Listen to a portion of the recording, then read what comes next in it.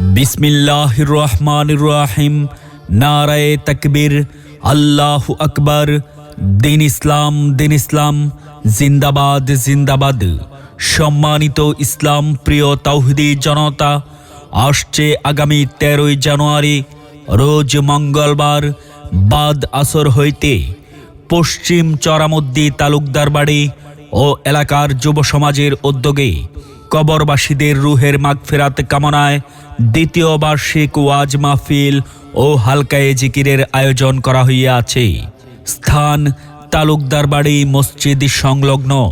উক্ত ওয়াজ মাহফিলে প্রধান অতিথি হিসেবে তাশরিফ আনবেন জাতীয় পর্যায়ে স্বর্ণপদক প্রাপ্ত শিক্ষাবিদ হযরত মাওলানা মুফতি শাহাদাত হুসাইন নুরি সাহেব, খতিব কেরানীগঞ্জ মডেল টাউন জামে মসজিদ ঢাকা ও সাবেক আরবি প্রভাষক চরমোনাই কামিল মাদ্রাসা।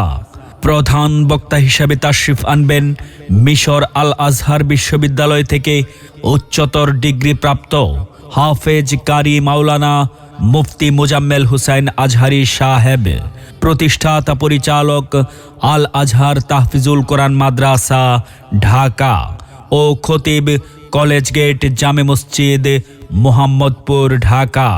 উক্ত ওয়াজ মাহফিলে বিশেষ বক্তা হিসেবে তাশরিফ আনবেন হাফেজ মাওলানা মুহাম্মদ জামাল উদ্দিন সাহেব, ইমাম ও খতিব চাঁদমারি মাদ্রাসা রোড জামে মসজিদ বরিশাল।